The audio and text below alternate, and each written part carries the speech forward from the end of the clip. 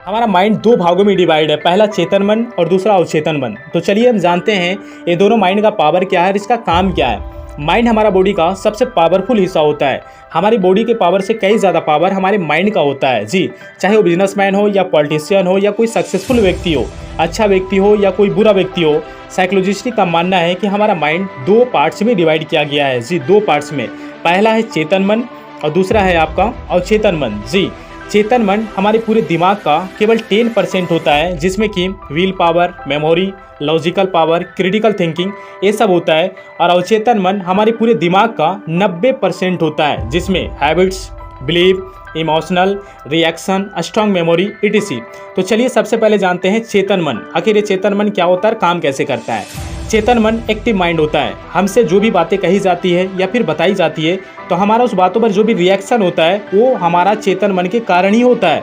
जब कोई काम आप पहली बार करते हैं तो उस काम को पूरे ध्यान से करते हैं जी। जैसे अगर आप कार चलाना जानते हैं तो जब आप पहली बार कार चलाना सीखते हैं तो आपको काफ़ी डर लगता है, मतलब कब गियर बदलना है, कब क्लच दबाना है, कब ब्रेक लगाना है। हमारा पूरा फोकस कार चलाने के हर मूवमेंट पे होता है। यानी जो हम देख रहे हैं, मैसेज कर रहे हैं, सब चेतन मन के उदाहरण है जी। दूसरा मन होता है अवचेतन मन। चलिए अवचेतन मन कैसे काम करता है, चलिए इस अवचेतन मन को समझने के लिए हम कार चलाने के एग्जाम्पल को हम आगे बढ़ाते हैं। जब हम कार चलाना अच्छी तरीके से सीख चुके होते हैं तो कार चलाते वक्त हर मोमेंट को ध्यान नहीं देते हैं। जैसे जब ब्रेक लगाना होता है तो हम ब्रेक लगा देते हैं पर उस चीज़ को नोटिस नहीं करते हैं।